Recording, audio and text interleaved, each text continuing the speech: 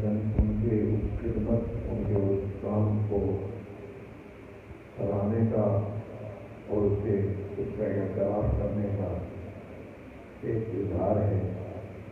اللہ رب العزت ان کے اس کام میں اور ان کی ان نشاطات میں برکتیں عطا فرمائے کہ انہوں نے مختلف مجالات میں بھرپور کردار ادا کیا اور آج اپنے اساتذہ اور مشائخ کے انعامات لینے کے مستحق ٹھہرے۔ کل اللہ وحدہ لا شریک ہم سب کو میدان محشر میں اس اجتماع کے توسط سے، ان حفاظ کی اس مجلس کی برکت سے، اس اجتماع کی برکت سے اللہ وحدہ لا شریک ہمیں اپنے محبوب رب سے بھی انعامات حاصل کرنے کی سعادت حاصل ہو۔ اللہ ہماری اس دعا کو قبول فرما۔ بلند آواز سے سبحان اللہ۔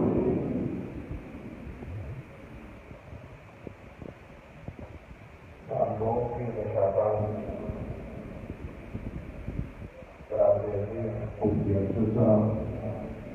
تفصیل سے ذکر کر رہے تھے، ان کو دہرانا مناسب نہیں سمجھتا۔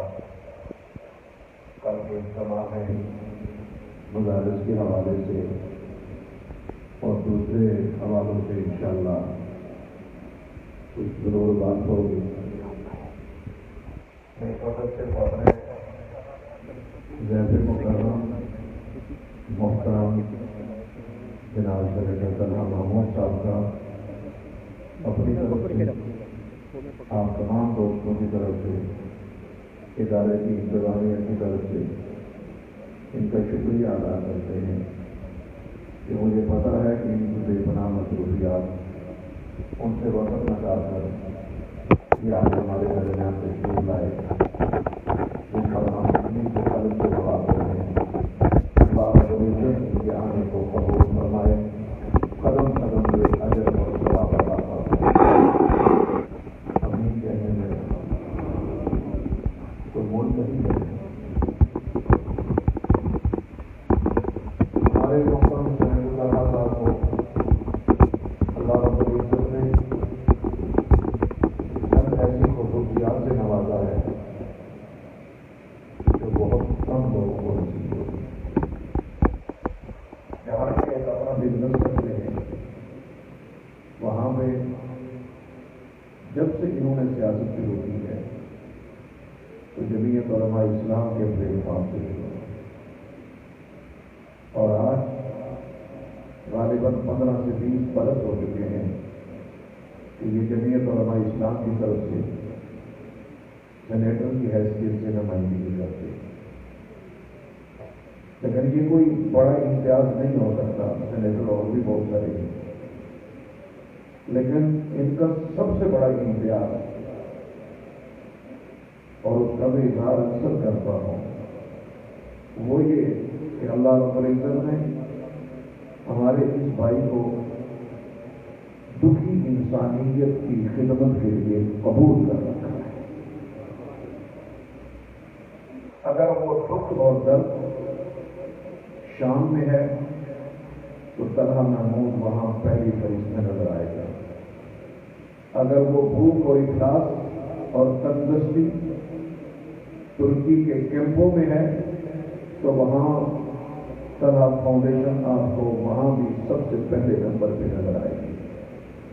اور اگر تندرستی، پریشانی، زبوں حالی برما میں آتی ہے، وہاں مسلمانوں کا قتل عام ہوتا ہے اور لٹے پیٹے مسلمان بنگلہ دیش کی سرحد کے اندر آ کر بے کس اور بے بس ہو کر بیٹھے ہیں، تو پاکستان سے سب سے پہلے جانے والا میرا یہ بھائی طلحہ محمود تھا۔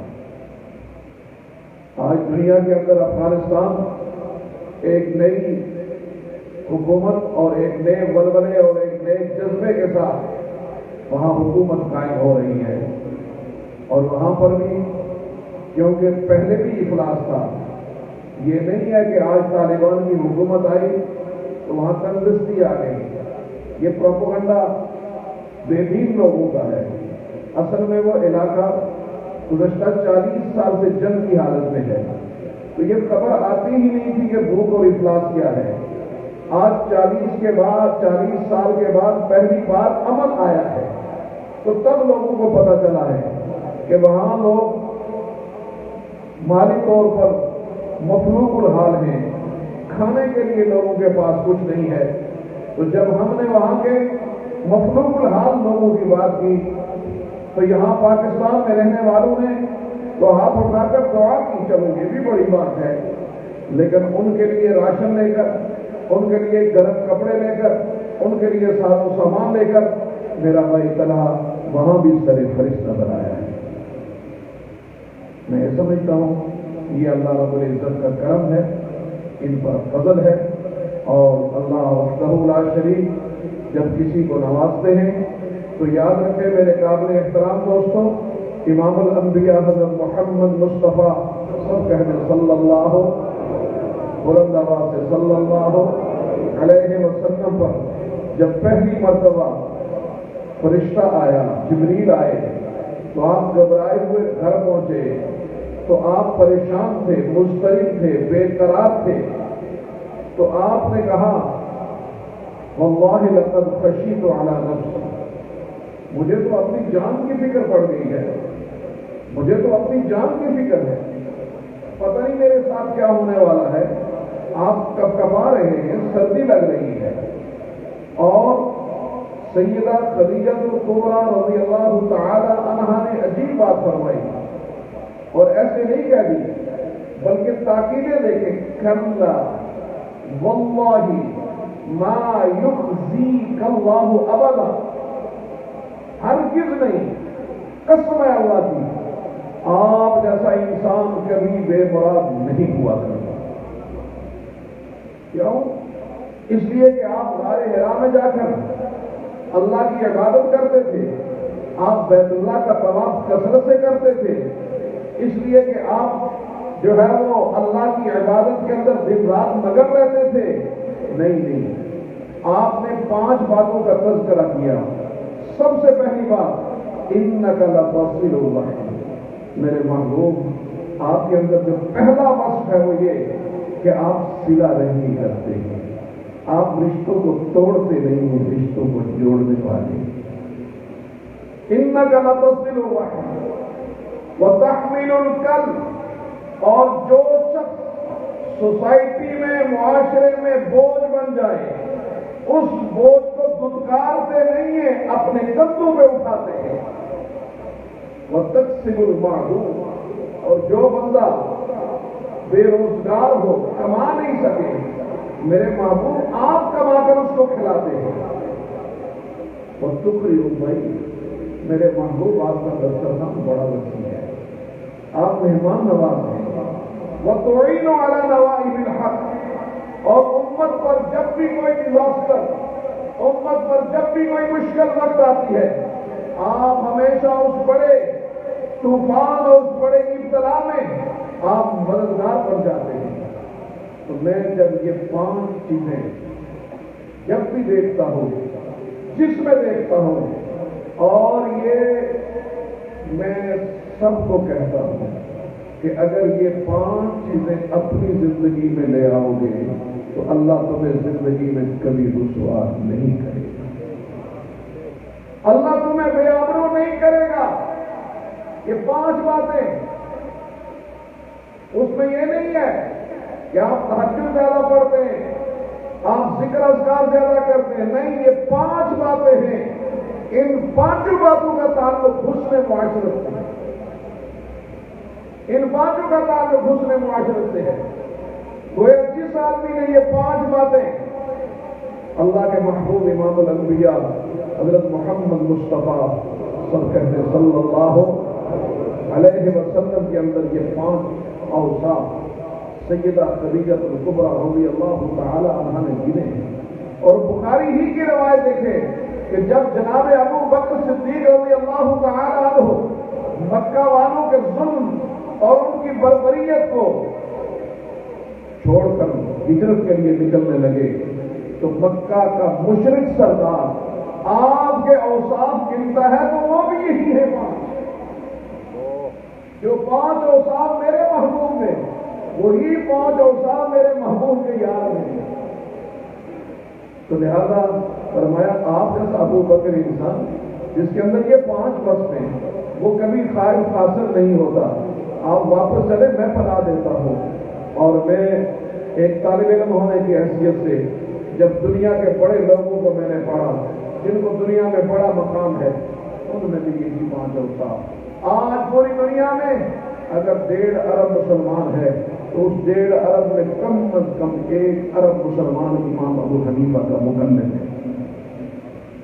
1 ارب مسلمان امام ابو حنیفہ رحمہ اللہ تعالیٰ صرف اس وجہ سے کہ بہت بڑے فقیہ تھے، بہت بڑے عالم تھے، حافظ تھے، قاری تھے، مجتہد تھے، اپنی جگہ تھے، لیکن ان میں بھی یہی 5 اوصاف، یہی 5 اوصاف ان کی زندگی میں بھی مجھے نظر آئے۔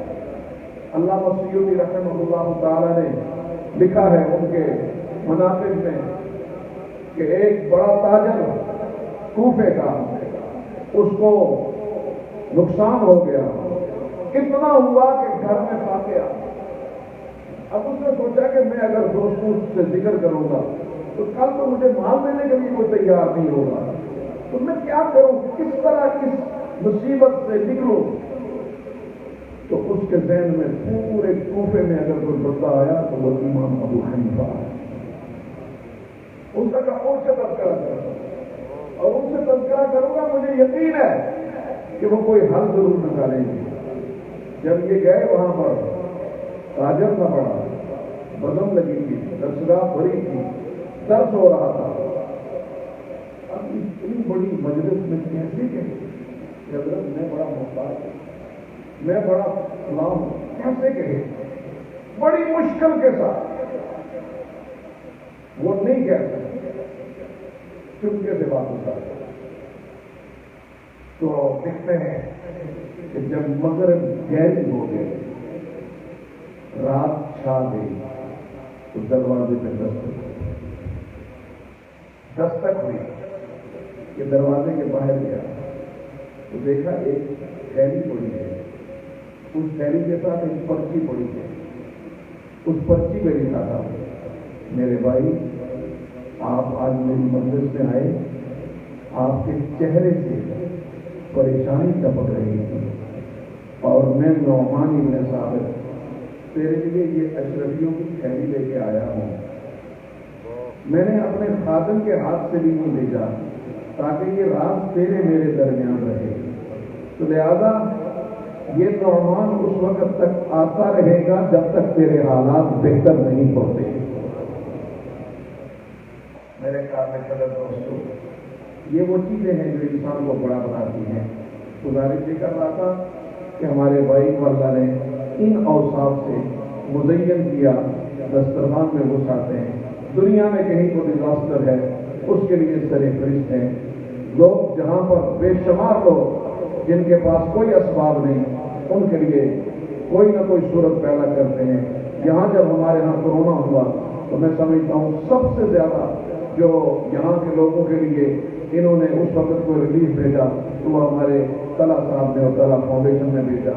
میں یہ سمجھتا ہوں کہ یہ ان کی کوششیں اور ان کی کاوشیں ہیں، اللہ اسے قبول و منظور فرمائے، اللہ ان کی زندگی میں برکت عطا فرمائے۔ یہ تو اس وقت کوئی پروگرام باقاعدہ تھا ہی نہیں، یہ تو ہمارے کچھ دوستوں نے نظم نعت کا اور تلاوت کا پروگرام رکھا تھا۔ پروگرام تو ہمارا کل تھا، لیکن کل ان کا ایک سینٹ کا اجلاس اور ایک اہم ترین اجلاس ہے، جس کی وجہ سے انہوں نے کہا کہ میرے لیے بہت مسئلہ بن جائے گا، تو میں آج ہی شرکت کرنا چاہتا ہوں۔ تو یہ ان کا اپنا ادارہ ہے اور اس ادارے کے ساتھ ان کی وابستگیاں ہمیشہ رہی، اس کے مومن اور محمد رہے۔ میں اس کا شکر گزار بھی ہوں، تواضع بھی ہوں۔ میں آج کی اس مجلس میں تشریف فرما اپنے بہت ہی محترم حضرت مولانا عبد الرزاق صاحب کا شکریہ ادا کرتا ہوں، ان کو مبارکباد پیش کرتا ہوں کہ اللہ رب العزت نے ان کے بیٹے کو عالم بنایا، ماشاء اللہ۔ ان کے کل کتنے بیٹے ماشاء اللہ؟ 5 بیٹے ہیں اور پانچوں کے پانچوں عالم دین ہیں اور حافظ قرآن بھی ہے، تو پانچوں کے پانچوں حافظ قرآن اور عالم دین میرے خیال میں یہ بہت بڑی نعمت ہے، تو میں ان کو مبارکباد بھی دیتا ہوں۔ اسی طرح میں شکر گزار ہوں ہمارے بہت ہی مہربان بھائی حضرت مولانا مفتی حافظ محمد ابراہیم صاحب، ڈائریکٹر جنرل اوقاف ریٹائرڈ، میں ان کو بھی یہاں تشریف آوری ہوئی، ان کا اپنا ادارہ ہے، اللہ ان کو جزائے خیر عطا فرمائے۔ میں شکریہ ادا کرتا ہوں اپنے ضلع قاضی قذافی صاحب کا کہ وہ ہمیشہ اپنے اس ادارے کو ہمیشہ اپنی یادوں سے وابستہ رکھتے ہیں، اللہ رب العزت جزائے خیر عطا فرمائے۔ میں خصوصی طور پر شکر گزار ہوں اپنے ڈپٹی کمشنر محترم سردار قائد صاحب کا کہ وہ ہمیشہ اپنے اس ادارے کو اپنا گھر سمجھ کر یہاں تشریف لاتے ہیں۔ اللہ رب العزت ان سب کے آنے کو سنانے کو قبول فرمائے۔ ہمارے بھائی کردار علی انور صاحب خصوصی طور پر اس پروگرام کے حوالے سے وہ امریکہ سے آئے، میں سمجھتا ہوں کہ مطلب سفر کر دیا ہے، اللہ ان کو جزائے خیر عطا فرمائے۔ تو میں آپ کے اور محترم سینیٹر صاحب کے درمیان زیادہ دیر حائل نہیں ہونا چاہتا، تو ان کی چند ان کے چند ملفوظات سے ہم مستفید ہوں گے، اور اس کے بعد ایک دو باتیں مزید ہوں گی، اور اس کے بعد تھوڑی سی مجلس کر کے تو ہم دعا کے ساتھ آج کی اس مجلس کا اختتام کریں گے۔ تو میں دعوت سخن دیتا ہوں اپنے بہت ہی مہربان جناب محترم سینیٹر سلام احمد صاحب، حافظ اللہ۔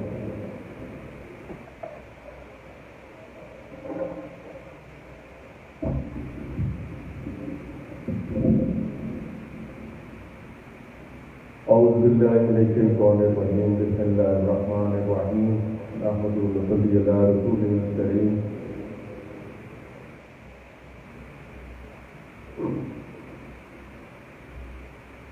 جناب محترم شیخ الحدیث مولانا سعید یوسف صاحب اور ہمارے انتہائی محترم ہمارے بزرگ جو یہاں پر بیٹھے ہیں اور آپ لوگ جو یہاں پر سننے والے ہیں، میں انتہائی شکر گزار ہوں جناب مولانا سعید یوسف صاحب کا، انہوں نے مجھے موقع دیا یہاں پر آنے کا اور اس پر رونق بابرکت محفل میں شرکت کرنے کی دعوت دی اور اتنی خوبصورت محفل سجائی۔ یہ بابرکت محفل ہے، بہت ہی بابرکت محفل ہے۔ میں ابھی سن رہا تھا جب مجھے پتہ چلا، بتایا حضرت کے بھائی نے کہ کس طریقے کے ساتھ یہاں پہ قرآن شریف کے ختم ہوتے ہیں، اور بہت خوشی ہوئی یہ سن کے کہ فجر کی نماز میں بھی قرآن شریف یہاں پر ختم ہوتا ہے، یہاں پہ پورے ایک دن میں بھی قرآن شریف ختم ہوتا ہے۔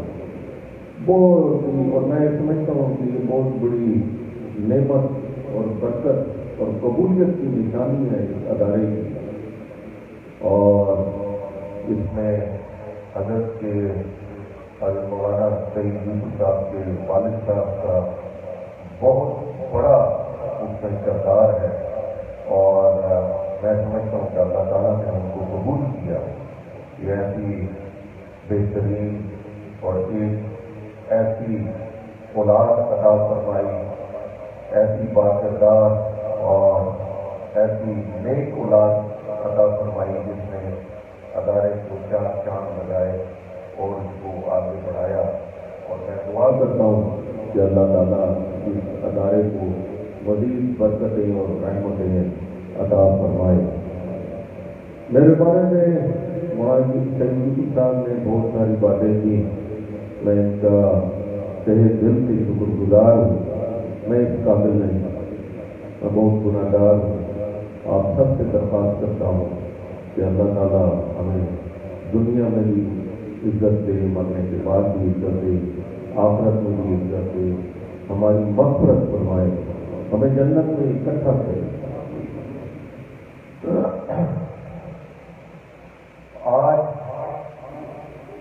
یہ جو پروگرام جس وجہ سے بنایا گیا بہت بابرکت پروگرام پروگرام ہے کہ اس میں بہت بڑی اور کثیر تعداد حفاظ کی یہاں سے فارغ ہو رہی ہے، جن کی تعداد یہ بتائی گئی تقریباً 66 کے قریب ہے، اور 16 کے قریب عالم ہیں جو یہاں سے بن کر جا رہے ہیں۔ وہ بڑا کریڈٹ ہے اس ادارے کا، اس علاقے کا، اور میں سمجھتا ہوں کہ اللہ تعالیٰ اس میں اور برکتیں اور رحمتیں نازل فرمائے اور اس ادارے کو دل دوسری ہدایت دوسری ترقی عطا فرمائے۔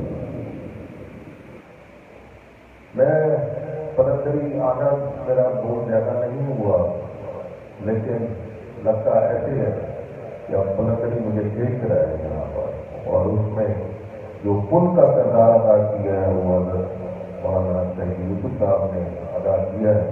میری خواہش ہوگی کہ اس علاقے کے لیے اگر میں کوئی کام کر سکا تو یہاں کے علاقے کی بہتری کے لیے کام کر سکا تو میں انشاءاللہ تعالیٰ اس میں کوشش کروں گا کہ اس میں مزید بہتری لانے کی کوشش کریں، اور آپ سب سے درخواست ہے کہ دعا کریں کہ اللہ تعالیٰ نے اتنے ریسورسز عطا فرمائے، اتنے وسائل عطا فرمائے کہ ہم جو اس وقت ایک دکھی انسانیت ایک مسائل اور مشکلات سے بھری یہاں پر جو ہمارے خاص طور سے مسلمانوں کے علاقوں میں اگر آپ دیکھیں گے تو مشکلات ہی مشکلات ہیں، تکالیف ہی تکالیف ہے۔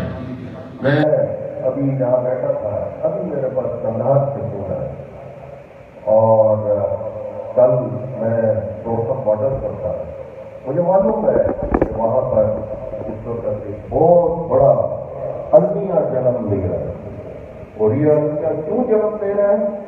کیونکہ اس دنیا کے جو ٹھیکیدار ہیں ان لوگوں کا فیصلہ ہے کہ جہاں مسلمان ہوگا، جہاں اسلام ہوگا، اس علاقے کو وہ تنگ کریں گے، اس کو سکیڑ دیں گے، اس کو مسائل کا شکار کر دیں گے۔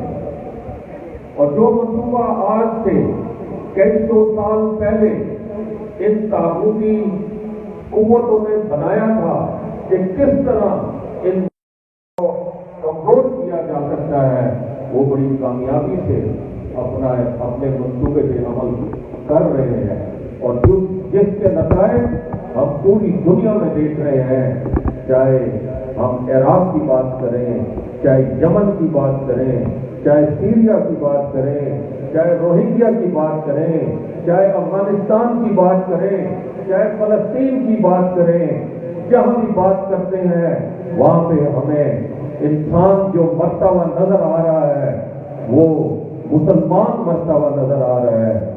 بچے جو مر رہے ہیں، جو بھوک سے تڑپ رہے ہیں، وہ مسلمانوں کے علاقے ہیں۔ میں سمجھتا ہوں کہ جو انہوں نے ایک منصوبہ شروع کیا کہ تقسیم کرو اور اس پہ حکومت کرو، وہ اس منصوبے پر کامیاب ہیں۔ آج اگر ہم مراکش سے لے کے انڈونیشیا تک، ملائیشیا تک اگر ہم یہ دیکھتے ہیں تو ان علاقوں کے اوپر اگر حکومتیں ہیں تو مسلمانوں کی حکومتیں ہیں۔ دولت سے بھرپور، مال و دولت سے بھرے ہوئے یہ ممالک، مسلمان ممالک، مختلف ٹیکنالوجی سے آراستہ یہ ممالک، مسلمان ممالک، لیکن اس کے بعد بھی اگر آج ہم دیکھتے ہیں تو اس دنیا کے اندر اگر کوئی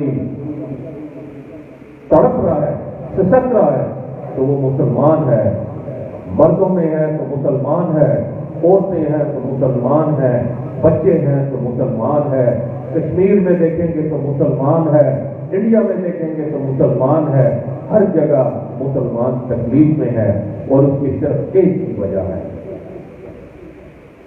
ہم نے اپنے اس راستے کو چھوڑ دیا جو حضور صلی اللہ علیہ وسلم نے ہمیں اپنا راستہ دکھایا تھا۔ ہم نے وہ اتفاق کیا، ہم آپس میں لڑ رہے ہیں، ہم ایک دوسرے کو مار رہے ہیں، اور ان قوتوں کے لیے کام کر رہے ہیں جو قوتیں ہماری دشمن ہیں، وہ قوتیں मुसलमानों को नेस्त और नाबूद करना चाहती हैं। हम उन्हीं कुव्वतों के गुलाम हैं।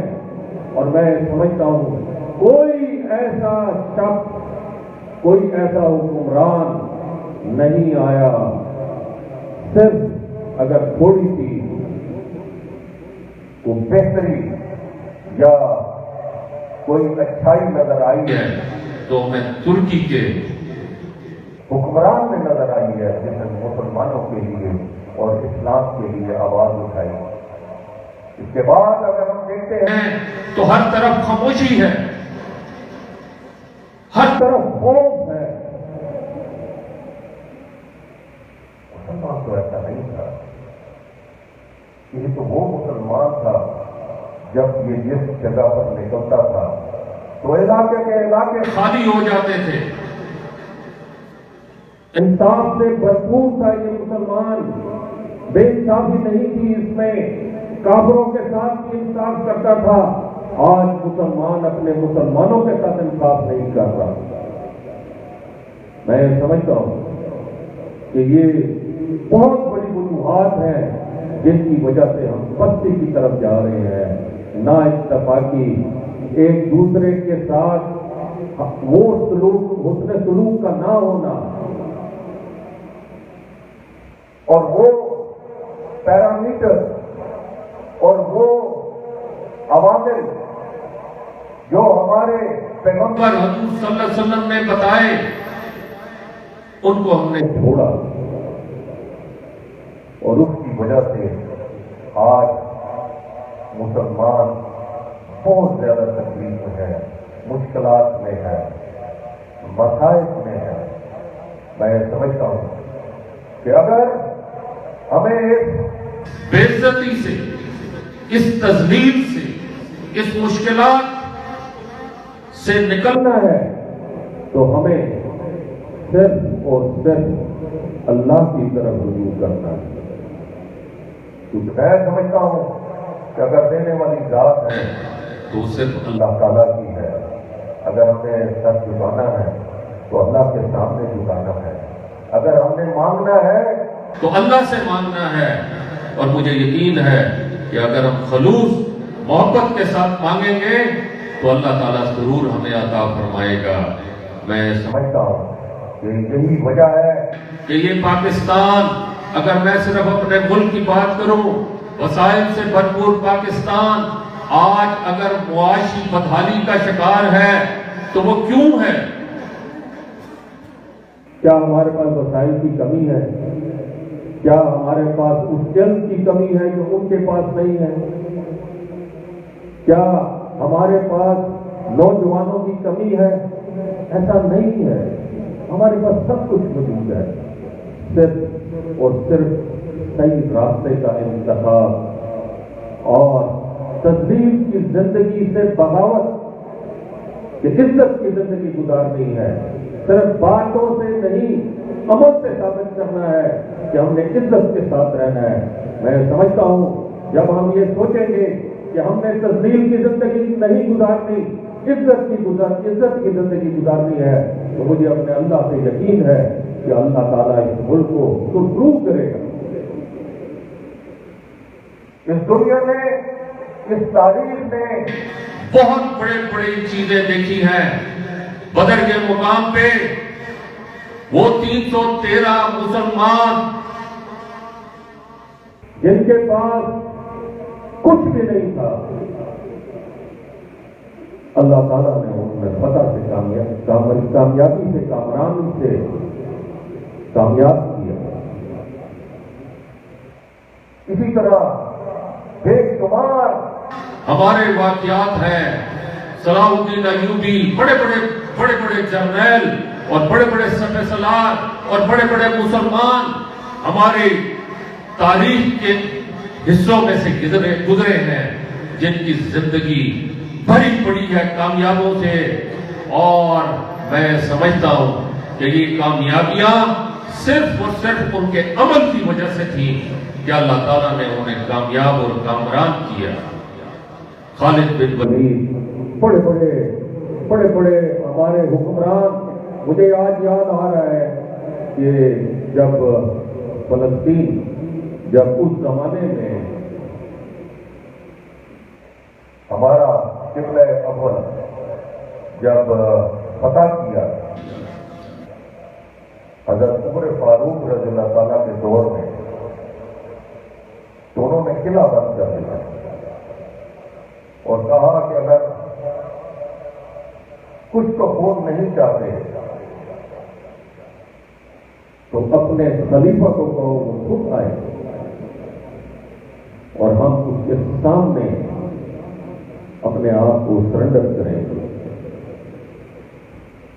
یہ پیغام جب پہنچا حضرت عمر فاروق رضی اللہ تعالیٰ کے بعد تو وہاں سے نکلے، جب وہ نکلے تو ان کے ساتھ ایک اونٹ تھا اور ایک غلام تھا، لیکن انصاف کا تقاضا دیکھیے کہ جتنی دیر خلیفہ وقت حضرت عمر فاروق رضی اللہ تعالیٰ اس اونٹ پر سواری کرتے تھے، اتنی ہی دیر وہ غلام اس اونٹ پہ سواری کرتا تھا، اور حضرت عمر فاروق رضی اللہ تعالیٰ جو اس وقت کا طاقتور ترین حکمران اور مسلمانوں کا خلیفہ اونٹ کی رسی پکڑ کر آگے چلا۔ اتفاق کی بات ہے کہ جب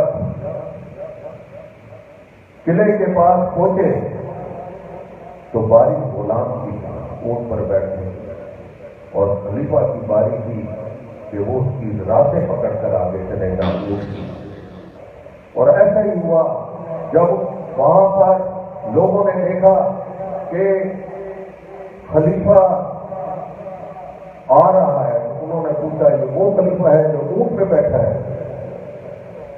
تو انہوں نے کہا نہیں، جو آگے چل رہا ہے وہ خلیفہ ہے، اونٹ پہ تو اس کا غلام بیٹھا ہے۔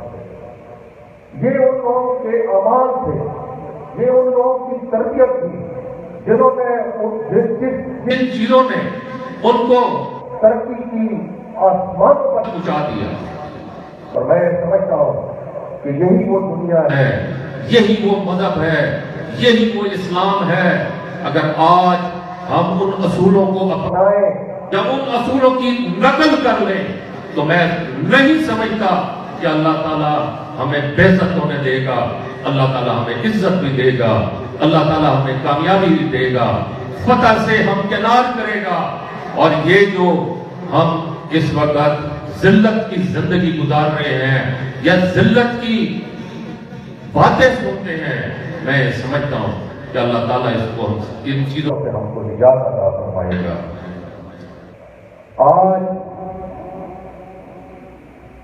اگر ہم دیکھتے ہیں اپنے علاقوں کی طرف تو جن مشکلات اور تکالیف سے ہمارے لوگ گزر رہے ہیں، میں سمجھتا ہوں، اور یہ میری بہت دلی خواہش ہے کہ ہمارے یہ بچے، یہ عالم، یہ حافظ اور یہ لوگ جو ان مدارس سے پڑھ کر نکلتے ہیں، میری خواہش ہے کہ یہ دنیا کے ہر اس شعبے کے اندر جائیں جس شعبے کے اندر ان کی ضرورت ہے، وہ اسسٹنٹ کمشنر بھی بنے، وہ ڈپٹی کمشنر بھی بنے، وہ سیکرٹری بھی بنے، وہ پولیس افسر بھی بنے، وہ وکیل بھی بنے۔ اور مجھے یقین ہے کہ جب یہ معاشرے کے اندر اس طرح کے بچے سامنے آئیں گے جن کو مذہب کا پتہ ہوگا، اچھے اور برے کی تمیز ہوگی، گناہ اور نیکی کا پتہ ہوگا، اور میں سمجھتا ہوں نماز روزے کی پابندی ہوگی، تو میں سمجھتا ہوں کہ پورا معاشرہ ہمارا تبدیل ہو جائے گا، اور ہمیں اس کے لیے کوشش کرنی چاہیے۔ مسجد نبوی سے ہمارا شروع ہوا، ہماری حکومتیں ایک مسجد سے شروع ہوئی، اور دنیا کے ہر شعبے میں ہمارے مسلمان بھائیوں نے فتح کمائی، چاہے آپ سائنس لے لیں، چاہے آپ ہسٹری لے لیں، چاہے آپ میڈیکل لے لیں، انجینئرنگ لے لیں، اس زمانے کے اندر ہمارے مسلمانوں نے اس میں بہت ترقی کی. آج ہم یہ سمجھتے ہیں کہ ہمارے یہ علماء، ہمارے یہ بزرگ، ہمارے یہ حافظ قرآن، ان کا کام صرف مسجد اور مدرسہ ہے. میں نہیں سمجھتا.